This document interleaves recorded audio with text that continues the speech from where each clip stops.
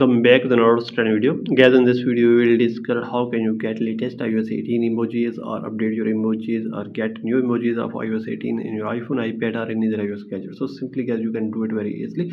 So first of all, guys, you may just open the settings of your iPhone or iPad, and guys, you will make sure that you have an active internet connection.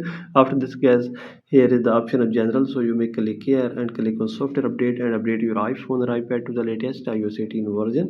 Then guys, you may go back and you may just you may open messages, and then guys, you may click here and you may click here and you may click here on emojis, and then guys, you may check after iOS 18 update. You may see all new emojis here and you may put here. So if all these new emojis are not showing, then guys, now what you have to do here, simply guys, you may go back and you may just open settings, and then guys, you may click here on general again.